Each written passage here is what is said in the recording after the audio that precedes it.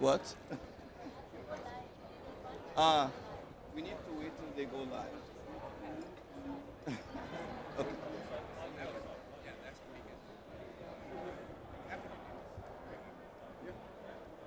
Live? Okay. So you might have come here for an event on adaptation finance, but in fact we lied a bit about that. This is an event about thinking about adaptation finance. So it's about mindset, it's about worldviews, it's about values. And what are the principles? If you unpack how we think about adaptation finance as we move into the future, how can we change the way we think about it in ways that can prepare us for the tenfold increase in finance for adaptation that is expected in the coming 4 years? How do we make that happen? So we've had a way of dealing with finance over the past 3 decades that have got us to a place that's really far from where we need to be. It's almost with the proverb that if all you have is a hammer, everything looks like a nail, and we just expect the finance to jump up from 28 billion to 300 billion a year just because we want it to, by using our existing mentality, our existing mindset, our existing tools. So how can we transform the way we think, move out of our comfort zone, start looking at a future that's really different, and what do we do today to change how we think about that future that is different? And we have a really great panel here. First we have Mr. Kim Stanley Robinson, the renowned author of Ministry for the Future. So big round of applause for Stan. And what's really special is in his book, he actually came up with an innovative financial mechanism that serves as a seed for our thinking today. But we'll hear from him in a little while. Next to him is Tom, the, the director of the International Institute for Environment and Development, an old friend. You might know him from his previous role in Climate Kick. And Tom has done so much work looking at adaptation finance from a very different perspective. I mean, he tells me that his calculations show that small and medium-sized enterprises are already incurring costs of the magnitude that we are talking about that we want to reach in a few years. Then next to him is Sandrine. Sandrine Dixon is the president of the Club of Rome. And the Club of Rome, you recall, in the 1970s told us that we'll run out of resources by the year 2000, but I think now they have revised that estimate. We're sort of there, yeah.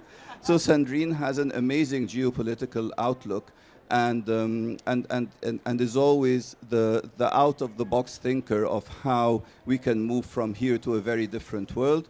And finally, Loos Damhoff, who is the UNESCO Chair in Futures Literacy, an old hand with us in trying to develop foresight methodologies in the UNFCCC, very familiar with our work. And the big benefit she brings here is that she's totally unfamiliar with adaptation finance, and we need that outside look at things. So thank you very much for being here. By the end of this session, we will have solved all the world's problems in terms of how to scale up adaptation finance. At least we'll know how to think about it. And we'll have a new hammer to test with our nails. So without further ado, I'll first ask Stan to come and give us his keynote, please.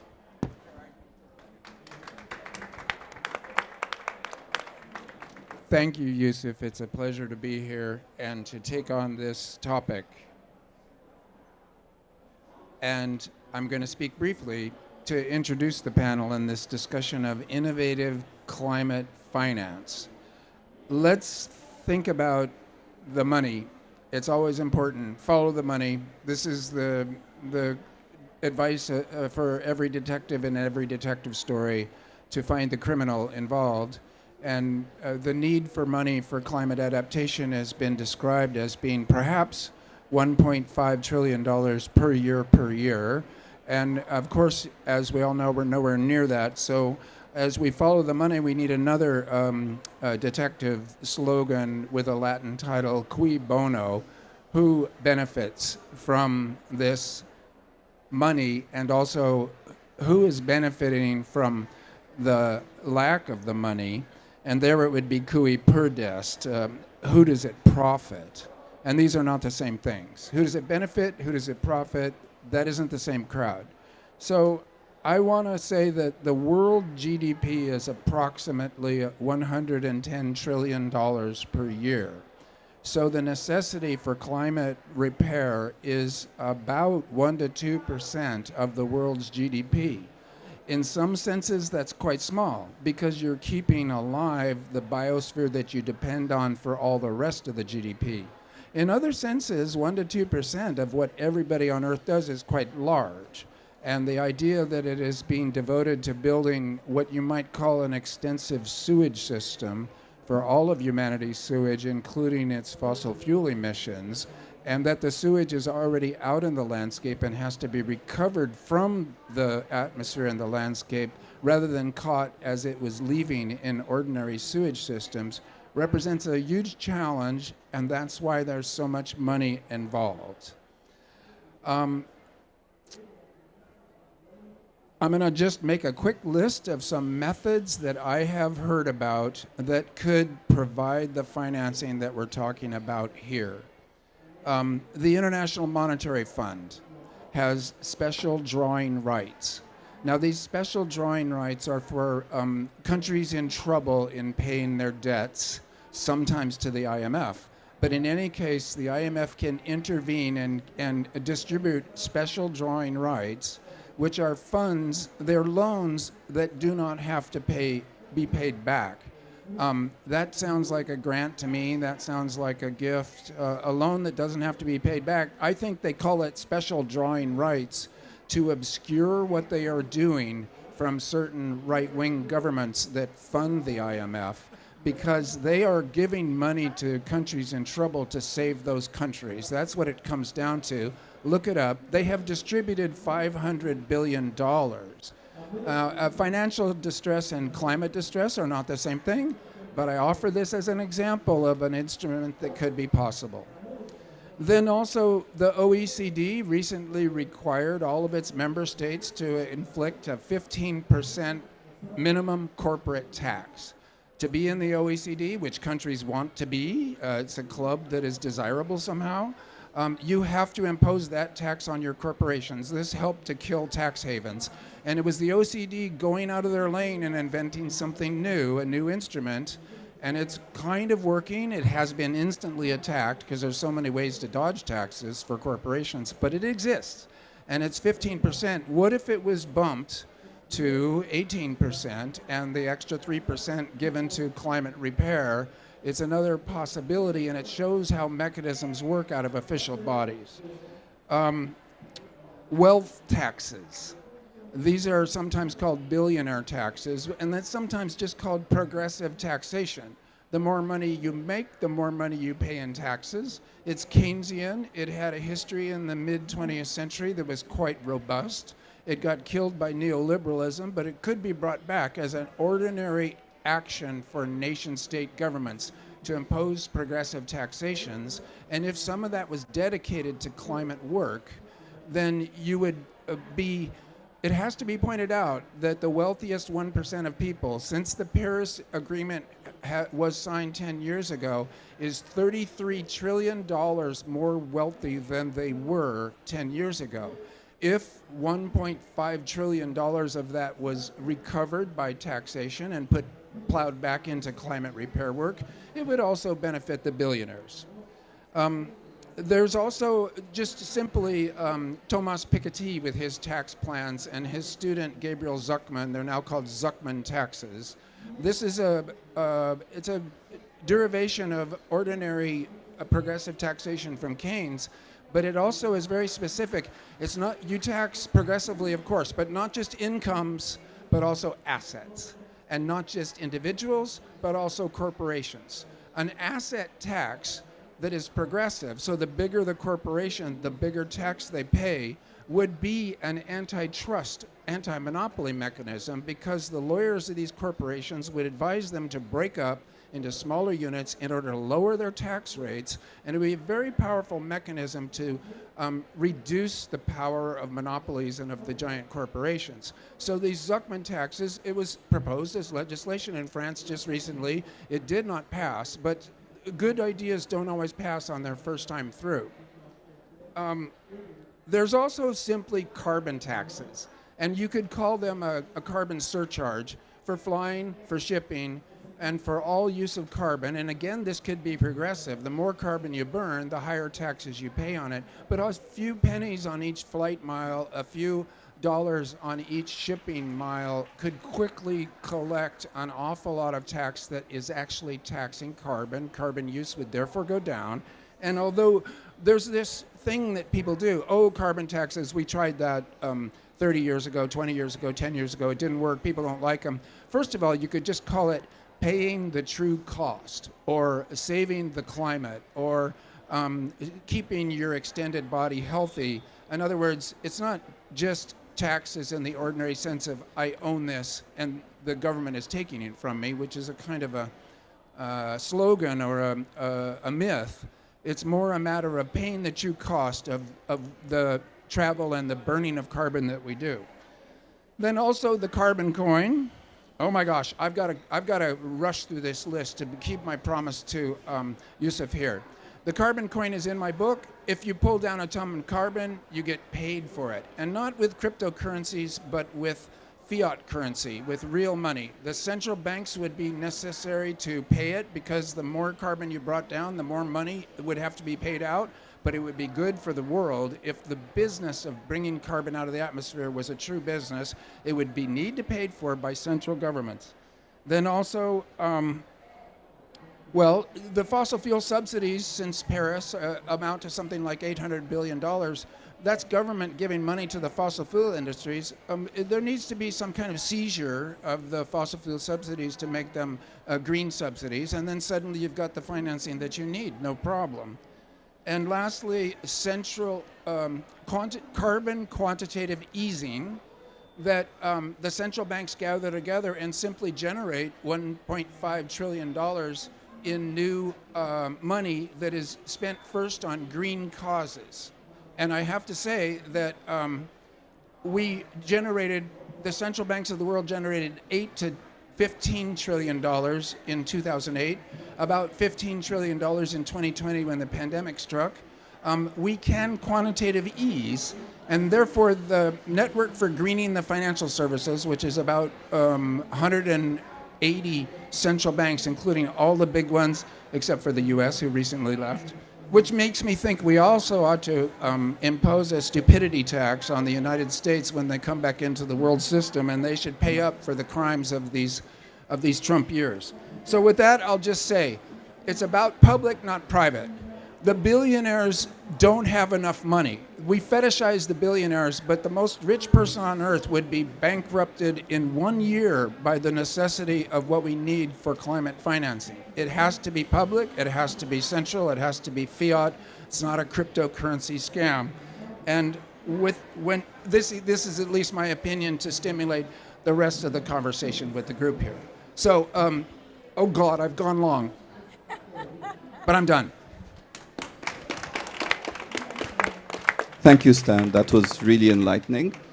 And when we talk about adaptation finance, people immediately start thinking of grants, loans, trying to get the private sector to get in, to be profitable, much of which is already going on and nearing saturation, but we still need to increase it tenfold. So what kind of thinking do we need to adopt in order to start veering away from the comfortable and not continuing to do the same thing expecting a different result?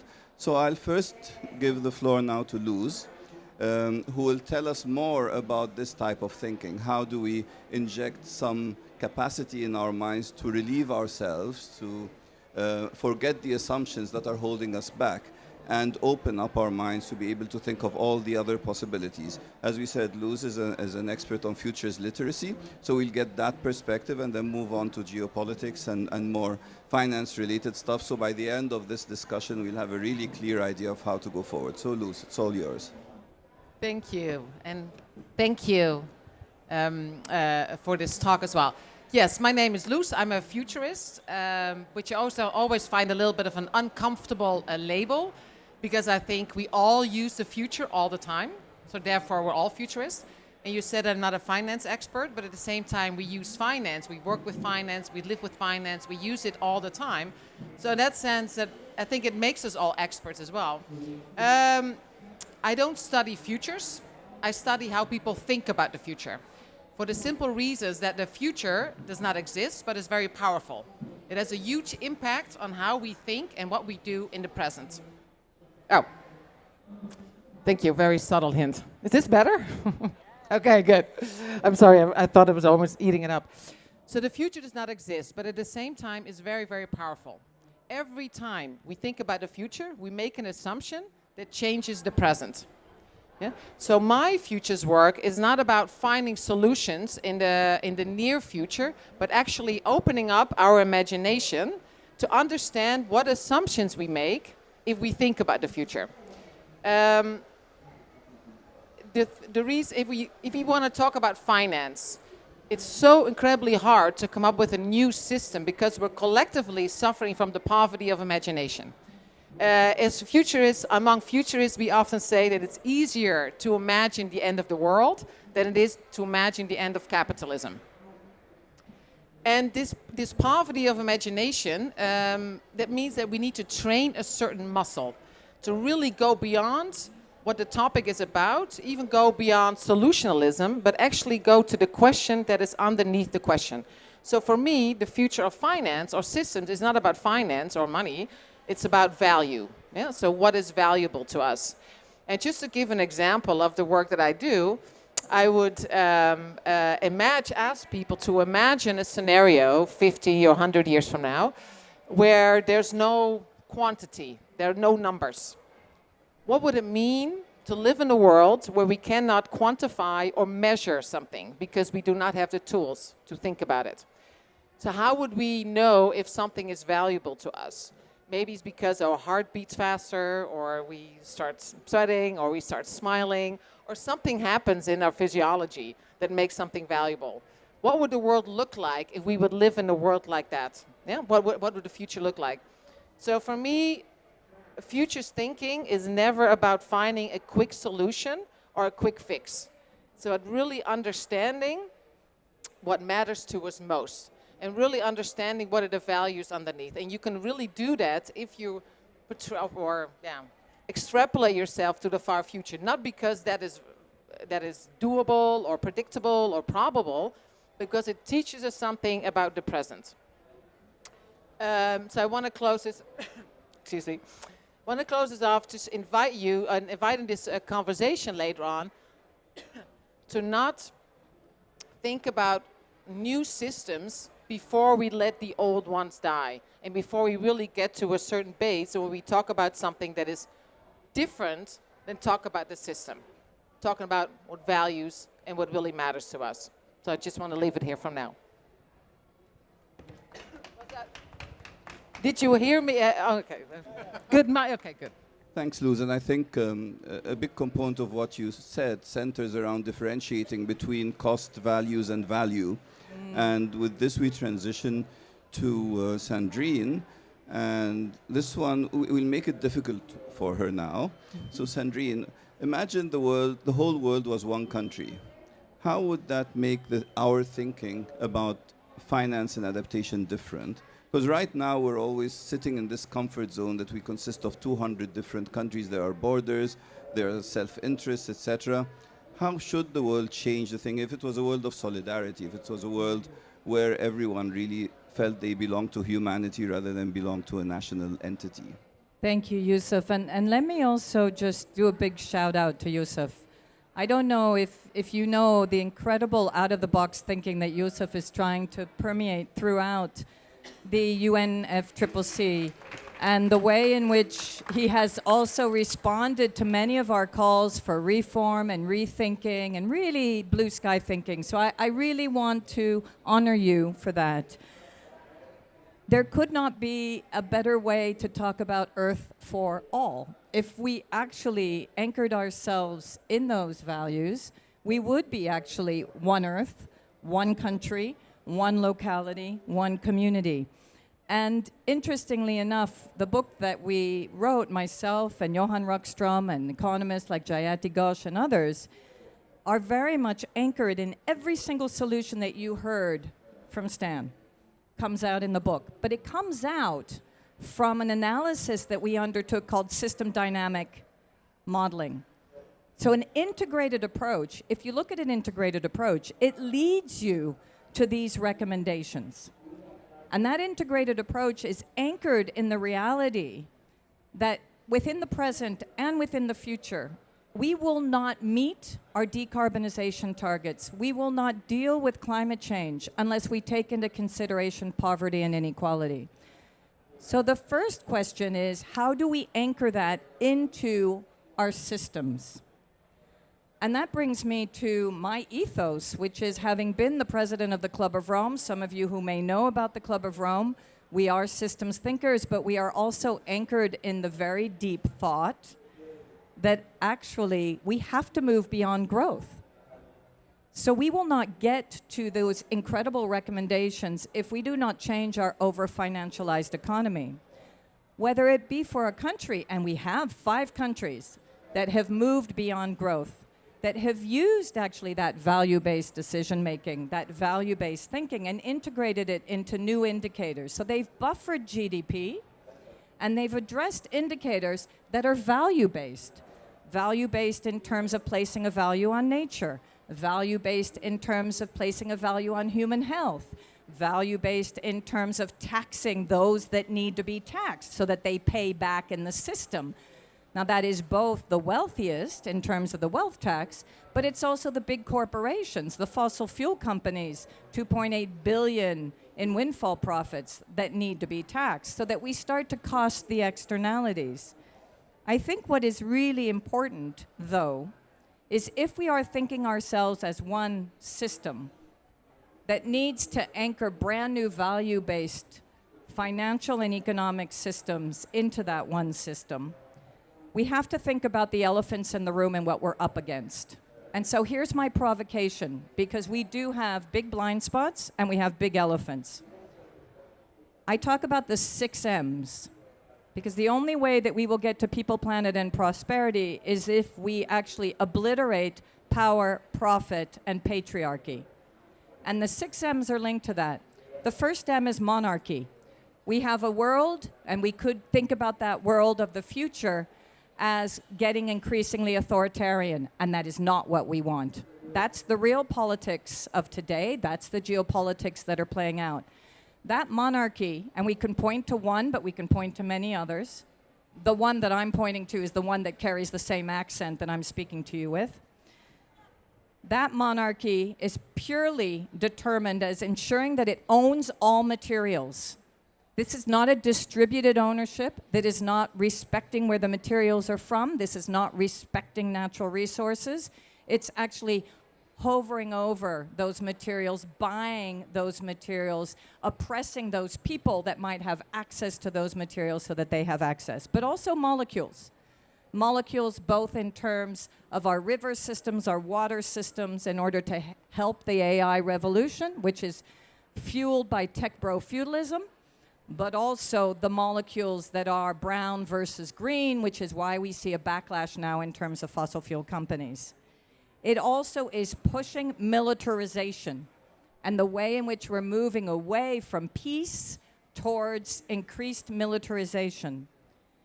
It is enhancing its message of hate by bringing in media and the way in which media is not propagating those values, not propagating the love and the humanity that we need in that world of the future, that wonderful country that is moving towards well-being, but instead doing the opposite. And the last, and this is tied to the values, and I'll close with that, is the deep morality gap. We have a morality gap that is stopping us from reaching that future, even that present that we deserve today. And so I leave that with you in terms of some thinking. The solutions are there. The problem is we have enabled the demons to encroach themselves, the power, the profit, and the patriarchy, to not enable us to move towards those solutions And it will get increasingly difficult if we don't hold those demons accountable for what they're doing. Wow, that was amazing. And Luz taught me something a few years ago, something called collective intelligence, that how we keep adding to each other's intelligence. So this is not a conversation where each one drops their thing and then it's siloed from the next. So we are building on each other's conversations, and that's a hint to you, Tom. And we'll have a second round. It's very easy to identify the bad values that we have now. And Luz mentioned that it's very easy to envision the end of the world, right? It's might be difficult to envision the end of capitalism, but it's even more difficult to envision what a better world has in terms of good value. So we'll get to that in the second round. So Tom, what's your take on all of this now that you've heard all of it? Thank you, Yusuf. So this is an invitation to be creative, right? This is an invitation to think differently. So I'm not going to be apologetic for taking us on a blasphemous journey in the context of this process. So my blasphemous journey starts with the view that there is no adaptation finance gap.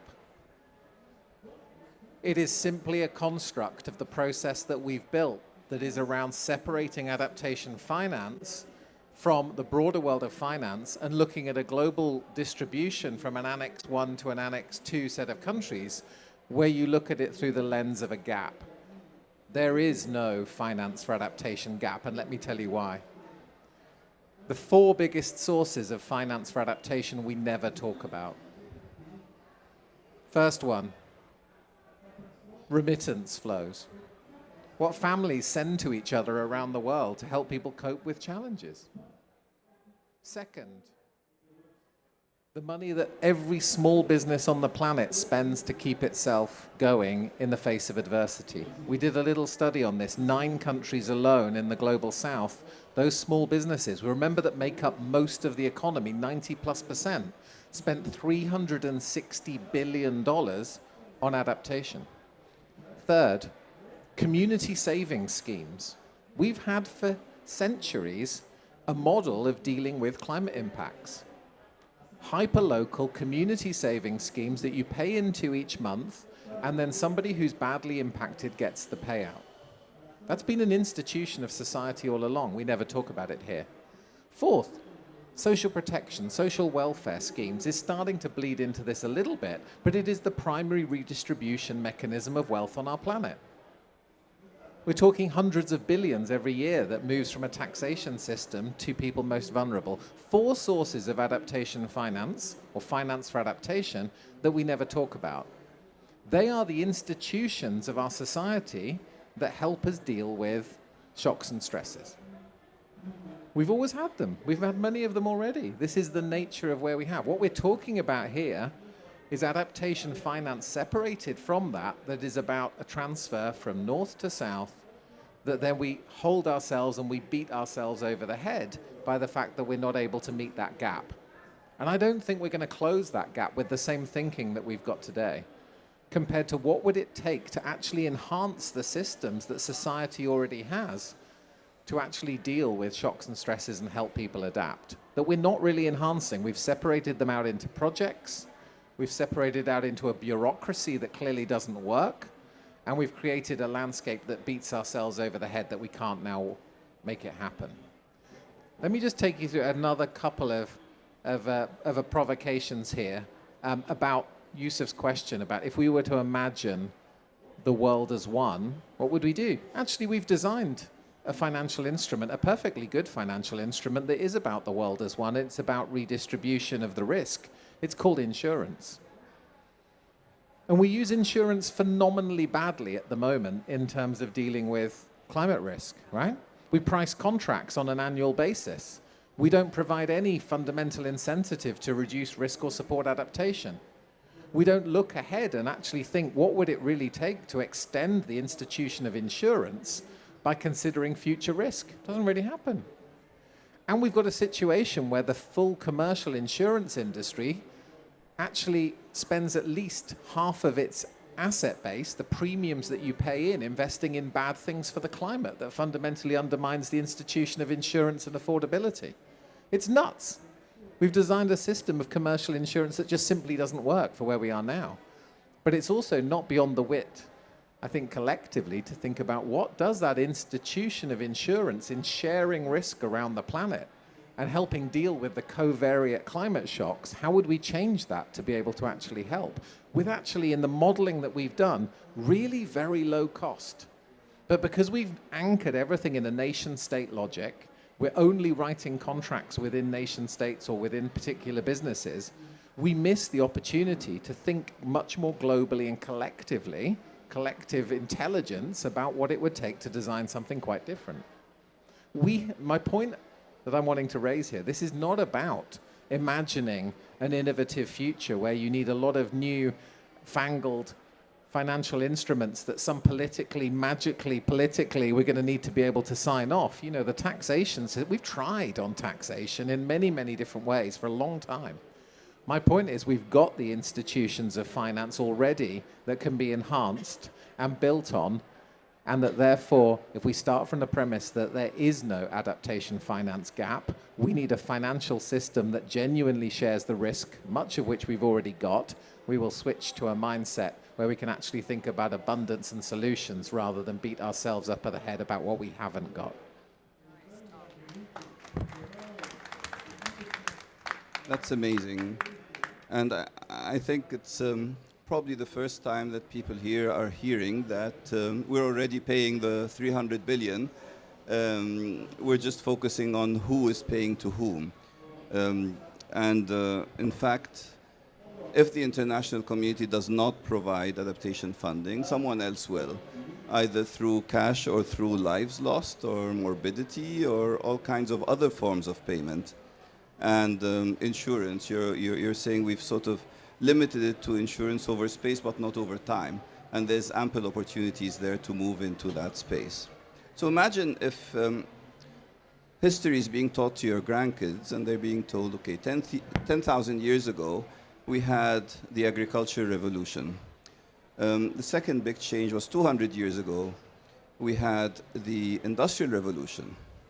And in the mid-21st century, we finally got into the well-being revolution. What does that look like? What are the positive values that we have that would underlie that transformation, Stan? Noting that when we talk about sustainability now, we usually talk about restrictions, restricting consumption, not talking about sustainable abundance. We talk about how to use market forces, bankability. There's a certain ethos, there's a certain set of values when we talk about everything now that's grounded in the principles of the economics of Smith and Ricardo and Keynes and Marx, which are now defunct. We're living in sort of in the previous set of principles that now we need to leave behind. So if you were to describe that good future world, which is not just the absence of harm, but the presence of abundance, sustainable abundance that continues making the world getting better. Maybe it's our relationship with nature, maybe it's our relationship with each other, maybe it's how nation states relate to each other, or if they don't exist anymore. So I let you let your imagination run wild. Sure. Thank you for that. And I'll do that. And but first I want to say thanks for the profoundly utopian, and I mean that in the best sense, visions of my three co-panelists, because they are all describing parts of the solution from their own different angles, and it's nice to hear them. I want to pick up, starting on what Yusuf asked me to do by repeating this phrase, it's easier to imagine the end of the world than the end of capitalism. This slogan comes from my beloved teacher, Frederick Jameson, who was my PhD advisor and my teacher for 53 years, who died last year, and I miss him a lot. And he tried to slough that slogan off onto Slavoj Žižek, but in fact it comes from Jameson. And it has been tracked in the literature as his, and it's typical of him to try to slip out from under it as being a little too simplistic. But I also said this to Fred himself, it's also wrong. It's perfectly easy to imagine the end of capitalism. You would go from neoliberalism back to Keynesianism. You would go from Keynesianism to social democracy, already existing on this earth. You would go from social democracy, if you wanted to democratic socialism in the sense of the people owning the means of production and the shared commons of earth having the benefits of it shared by all. At that point, you've imagined the end of capitalism, and every step along the way has been done before, can be done now, by votes and legislation, as well as, of course, public pressure, demonstration, and whatever else it takes, including lobbying by moneyed interests. So I want to push back against this notion, which is really called capitalist realism, that we can never get out of the system that we're in. And as Tom pointed out, there's a lot of things that go on, and some of what he has pointed out, and the others as well, Sandrine and Lucy, is that social reproduction, the work that we do to take care of the kids and to take care of the elders, that is outside of the economy. The capitalist economy, is predatory on social reproduction, the stuff that we do first to make humans, and then they become labor. And in that transition, you can't have labor without humans. You can try to build robots, but it's humans who built the robots. So always it comes back to human labor, that we have made the humans that do the labor by our free work, our free love of being part of families, communities, etc. That needs to be remembered so that we can understand the economy as something that we make and something that we can change. So in terms of outside of the box or blue sky thinking, certainly one step would be to nationalize the private fossil fuel companies. So Exxon should be nationalized by whatever company they're based, or maybe the OECD or the G7 should simply claim that Exxon, Chevron, Royal Dutch Shell, BP are now publicly owned by a consortium of nations from North and South. The companies themselves would be put to work drilling geothermal. They would be making irrigation and well systems, water systems, and they would be stabilizing the ice in Antarctica. So all of the things that the fossil fuel companies have the technologies to do now, they have to keep the fossil fuels in the ground and divert their technological base to actually human-friendly, useful, necessary things that we still have to do for them. That would just be one step. And remember that 75% of the fossil fuels on this planet are owned by nation states. And so some of these are called the petrostates because more than 50% of their income comes from them selling their fossil fuels. They have signed the Paris Agreement. They have therefore signed their financial death warrant. They are caught in a horrific double bind. These governments, nation states, name one that is a petrostate. They've actually signed the Paris Agreement. What are they going to do when they go bankrupt? They're going to have social disorder. They're going to have a breakdown of social order. They need to be compensated for keeping it into the ground, discounted, amortized over time, and also entailed. The money that they get paid to keep it in the ground, they need to promise to pay for humans and for green work of all kinds, including the green transition. And that certainly would erase the financial lack that Tom was saying doesn't exist. So now, are these ideas radical or are they necessary? Sometimes the two are the same thing. And I'll stop there because there's more rounds to go. Thank you. Where to start? Let me pick up 3 points. One is there is an option on the table now that I think would be really curious to explore, and it would build on the ICJ advisory opinion, Exactly. which is a really interesting tool now to have a different type of conversation. Just think the 5 biggest sovereign wealth funds in the world, all of them absolutely full to the brim at the moment, $10 trillion under management in the 5 biggest sovereign wealth funds, all of which have really come from oil, fossil fuel extraction. Why couldn't there be a collective state case that says we'd like to seize that money? Yeah. Thanks very much. That's the kind of, history that's now actually been recorded in the ICJ advisory opinion to look at state obligation. That's quite a different position, right? Because all of that money is there because of a history of actually abuse of well-being that we now understand. I think the second perspective is that what is it that actually makes us happy? What is good for our mental health? One of the things that has been proven scientifically is actually to work to be in nature, to be part of nature. We spend our times trying to separate ourselves from nature. But what would it mean to actually go back to the type of hyper-local community values that we've had in the past, where actually you work together with your communities in order to be able to repair the land, rewild, to go out into nature to think about the ways in which you can green the urban environment. We can think about a new type of education that's based predominantly on being out and in nature and learning from nature, and actually building the connections between all of these hyperlocal engagements across space, where you're thinking horizontally about viral connections between communities and not about the verticals of how do you work with a particular international funding mechanism.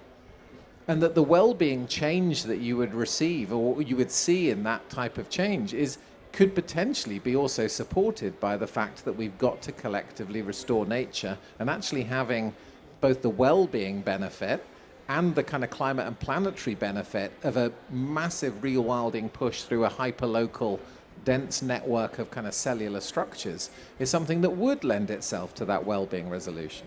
And the last thing I'll just say is that we work on a particular program at the moment called Life AR. Life AR is an initiative of the Least Developed Countries Group.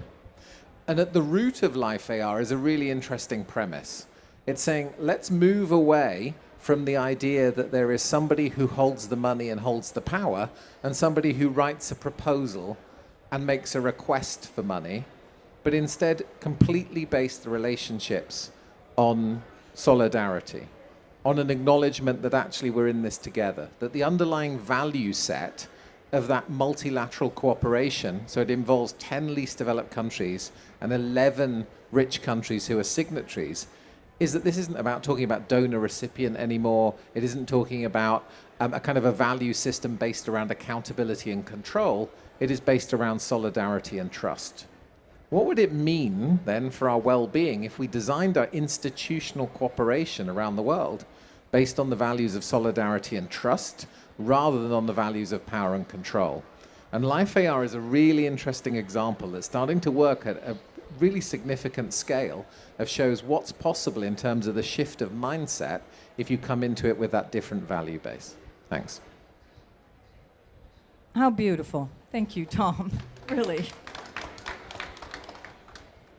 I think that building on that level of solidarity and trust, we need to join up the proof points now. We need to counter that narrative of hate that we're seeing permeating in so many different ways and those power structures. And so let's start to, as you were saying, look at possible examples. Both Stan has brought through many, we have many in Earth for All. You've just given us the Life AR example, the Sovereign Wealth Fund example. Collectively, we need to bring those examples together. Because what's happening is the positive narrative that people so want to hear has been hijacked. The growing malaise is shown through the data. We've just seen, even in Europe, that the highest mortality level of young people is linked to suicide in Europe this year. That the UNDP has shown us for the first time ever that human progress and human development is going backwards, not forwards. That all the data is showing that wealth distribution, again, is going backwards, not forwards. So what is the antithesis of that? And we've just heard many examples, but we have to turn that into live storytelling, hacking the media, hacking the ways in which we create the narratives that are coming out right now at the community level, at the highest levels, and match them together. And I'll close with this. We have 5, as I said, well-being economy governments who during COVID brought in that level of trust. Most of those well-being economies, 4 of them were driven by women, by the way. Those women during COVID made sure that they communicated to their citizens. They opened up their vulnerabilities around how difficult it was to live during this difficult time. And here were some possible solutions, but they weren't 100% sure it was going to work. Just doing that created a level of trust with the citizens. They happened to be, because they buffered their value chains, they buffered their economies with new indicators that were value-based, they were the ones that had more thriving of their citizens during COVID than survival. And that is a proof point. So we have these proof points, and now what we need to do is start those stories of those proof points. And as you say, the community stories, and create this as the biggest massive campaign to hack humanity and to hack well-being economies and to take back our future. Sorry, I do have one last thought. I apologize, Yusuf. We've done now 2 Ipsos surveys through Earth for All, G20 countries and citizens.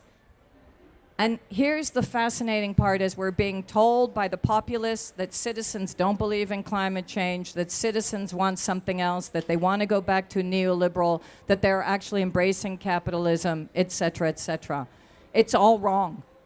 Citizens are not saying that. Citizens are saying they can feel the social and environmental tipping points upwards of 70%. That they believe that they deserve another type of economy and they want it upwards of 79%.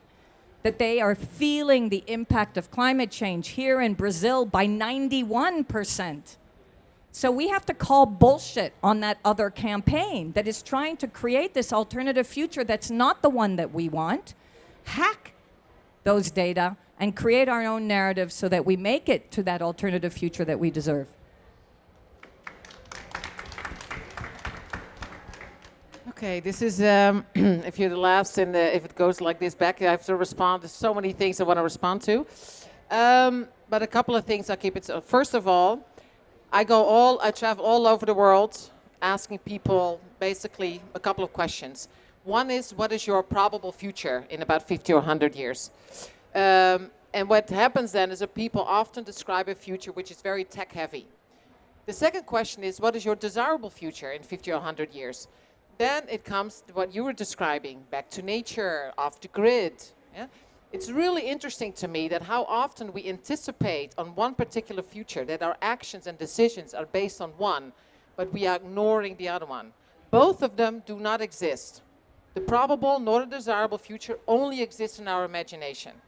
And another thing is that when you're talking about risk reduction or spreading the risk is about eliminating uncertainty. We can only do so much. Uncertainty will always play a huge part in our lives. So I really think we need to change our relationship to change. And okay,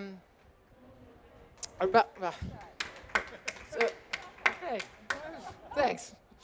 But so not only changing relationship to change, but also to complexity.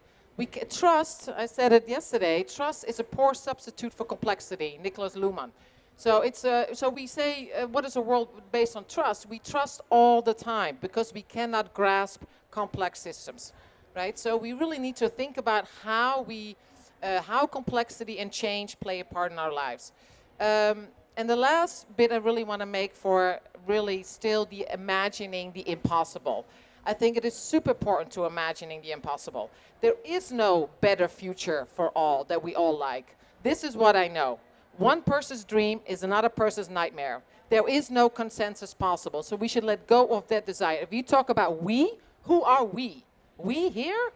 So let's let go of that. All we can do is explore multiple futures, understand how we anticipate, and really embrace and appreciate difference. It might, and share those future images. It might not get the future that you or I want, but it hopefully will get the present that we need.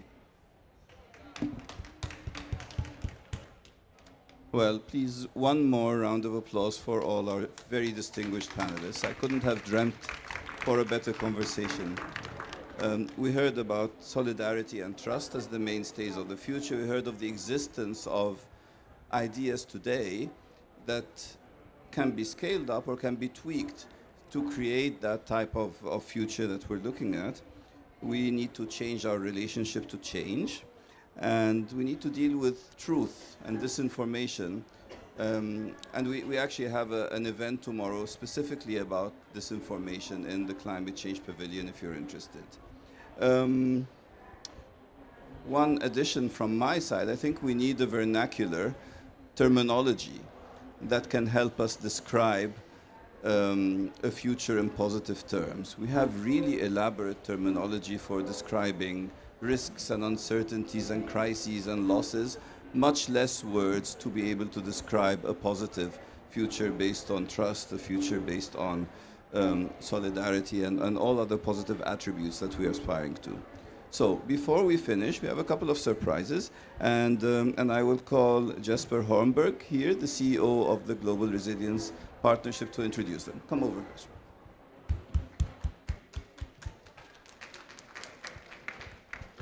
Thank you, Yusuf. How do you follow that? I really don't know. So there are a couple of things going on here. One is there are such powerful intellects and minds and brains on stage. That was a wonderful run through. And the second thing is Kim Stanley Robinson is here, whom I've wanted to meet since 1998 when I finished reading Antarctica. It was fantastic. I've read everything. Anyway, our policy director, Anastasia, she's not here in Belém, but she knew that I would get unusually nervous and maybe at loss for words, so she actually put this down. So thanks to you, I have notes. Good. I heard also an issue around greed, which is sort of implicit, the greed that has driven where we are today, and it's great to have a place like the Resilience Hub where we can have these conversations. Oh, you need a microphone, Chips. Oh.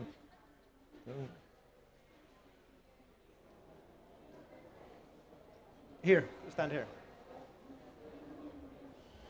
Am I in the right place? Okay. Yeah, well, I'm also a fan. So I'm also very happy to have you here, but not only you, like the whole panel. Like, thank you. I think that you really sparked a lot of very provocative thoughts. I don't agree with everything that you said, but we can take it afterwards. But I do like when thoughts challenge, right? And I think that you put forward a lot of sort of like uncomfortable, provocative. You also sort of stress this need of urgency, but still somehow also the potential, right? The potential that sort of like, that these uncomfortable ideas of different futures hold. And I think that I wanted to say that like, that space of diversity and envisioning and imagination that comes also from like dialogue and listening to different perspectives, that's sort of at the very core of what the Resilience Hub from the beginning wanted to build. The Resilience Hub is a meeting place, right? So there's no right or wrong answer, as Sibel was alluding to. And that's why I love this space. You don't have to fit the particular kind of position or role here. You can be a CEO in doubt. You can be an awesome author who just shares stuff. Sorry, I'm going to keep on doing that. You can be an entrepreneur with blue sky ideas. You can be a youth leader.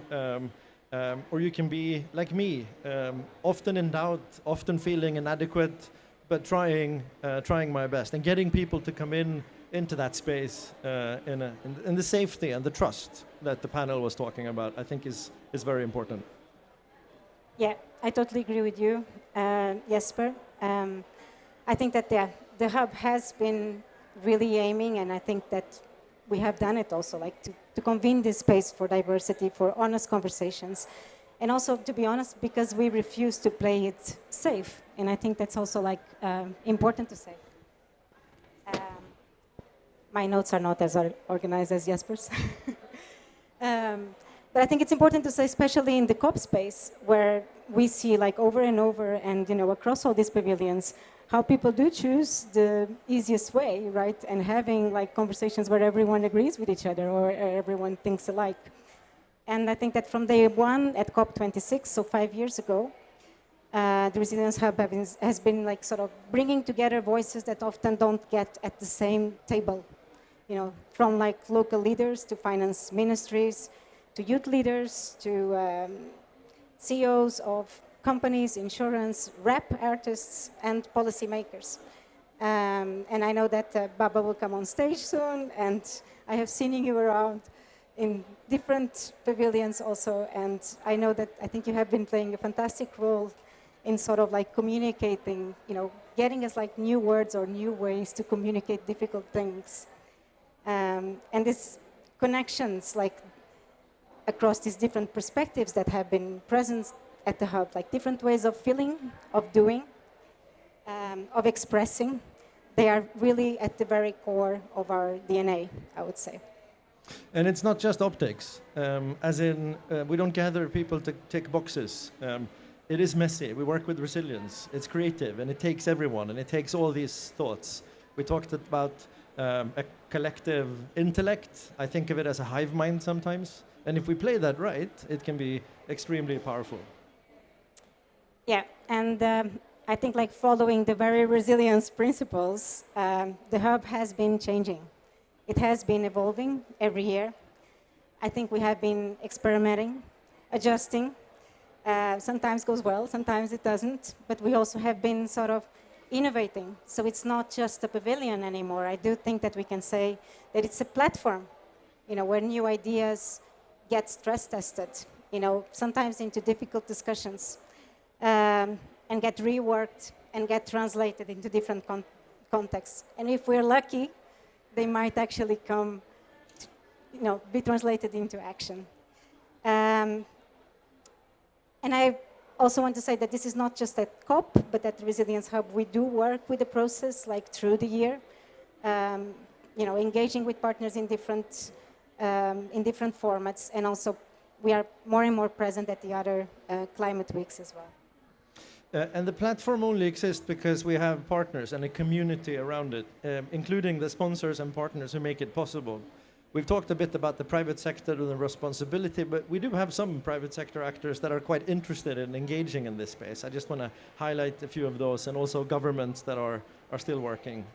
And I really just want to express a thank you to them. We have UK FCDO, PwC, Marsh McLennan. They joined us a long time ago. We have Walton Family Foundation and Zurich Insurance. And just last minute, Aon joined us as well. The support doesn't just power a program, it powers a process. The process Sibel was referring to, one that is changing how resilience shows up at the global stage. And it's different this year from last year, how resilience is seen as something you need to invest in, which also leaves a very important question floating, and that is, how do we work with that? How do we think about resilience, and what does it mean? Because it's not just risk mitigation.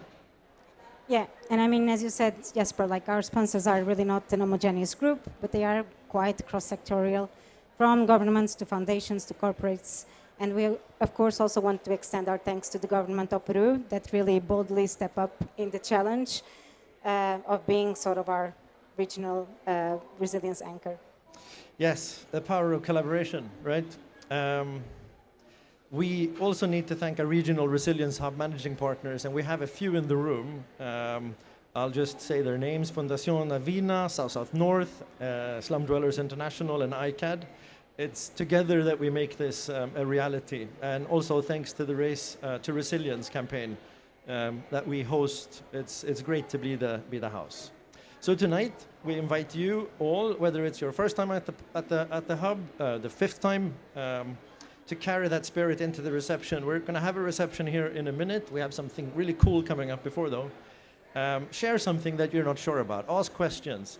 My biggest asset in life, and my wife will attest to this, is ignorance and stupidity. It's by asking the questions that I learn more and can grow. Don't try not to disagree. I mean, if you work with Sibel, you know that you will disagree on a lot of stuff. that is what brings the process forward. So have How those should I open take that? bring that spirit into the conversation. It is true, actually. I don't mind when people disagree. Yeah, and I think that, I mean, we went through a long list of people that we thank, but it's not just a check, you know, a ticking box kind of list. It might sound like that, but it's really not. Like, for the hub to be here, you know, there needs to be like this huge collaborative effort from so many people. So yeah, grab a drink, you know, tell a story, help us envisioning like really transformative futures together. I think that's what we need. Thank you so much. Thank you. So with that, can I invite you to stage? You're awesome. So I'm just going to sit down and enjoy this. Don't sit still, or maybe you have some instructions for us. So I'll just leave that to you. And it's this microphone you're supposed to use. Apparently. Check 1 2. Check 1 2. All right. My name is Baba Brinkman. I'm originally from Vancouver, Canada, and I have the oddest job at the COP. I go to pavilion panel sessions and I write rap songs, anthems that summarize the discussions. So I have been at the back. I've written a whole new song in the past 45 minutes, which is based on everything we heard, and it is the Ministry for the Future anthem. It was, of course, going to be the world premiere because this song did not exist 1 hour ago, but now it does, and I will never perform it again as long as I live. So this is Zen art, special for the Resilience Hub on this day. Please feel free to film it. If you hear anything in the rap that you're like, oh, that sums things up, feel free to post it. And I don't have a professional video team following me around, so if you'd be willing to share the video with me via airdrop afterwards, then I can have it too. All right, let's do this. DJ, drop the beat. We got to bring hip-hop to the COP, right? What's a COP without hip-hop? All right. What rhymes with Ministry for the Future? Oh, let's get that beat a little lower. Yeah, there we go. Like this. Yo, Ministry for the Future, not what you're used to. Innovative models for financial solutions. Ministry for the Future, CO2 pollution. It's pouring in the air, so let's clean up that sewage. Bring on the future, killing it with the music. Crossroads, one path to survival, choose it. Bring on the future, no time for excuses. Protect the global ecosystem or lose it. Bring on the future. Bring on the future. Bring on the future. Bring on the future.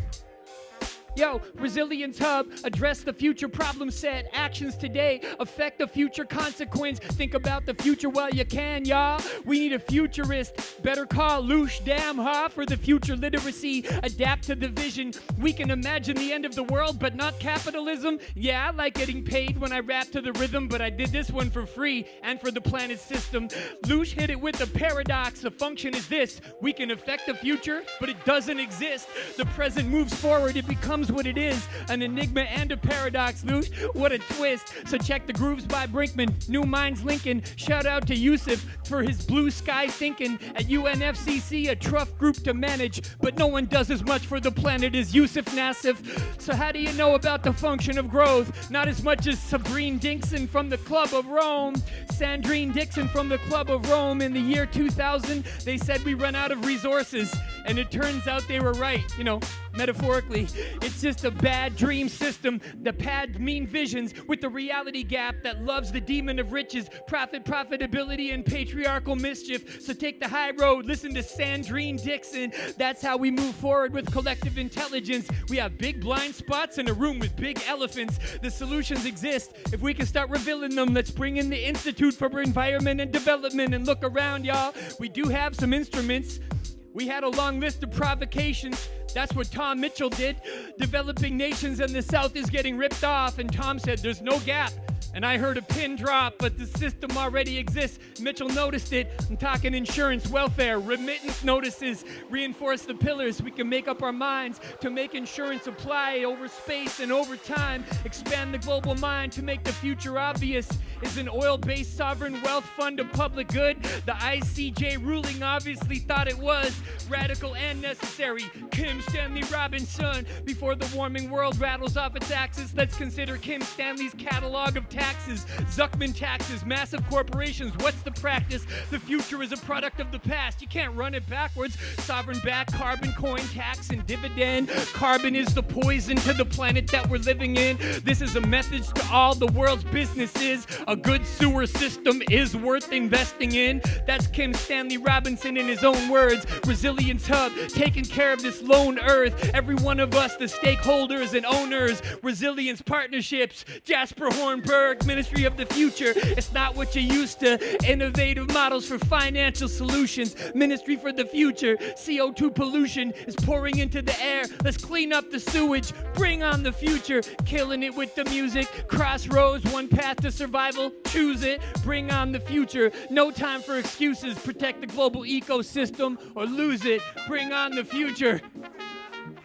Bring on the future. Bring on the future. Bring on the future. Thank you.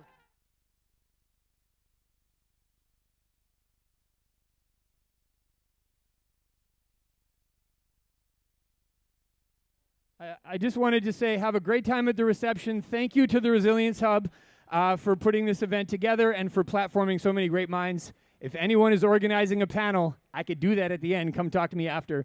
And please do share the video. I was serious. I need copies of the video of what I just did, so I'd love to get an airdrop. Thank you guys so much. Have a great time.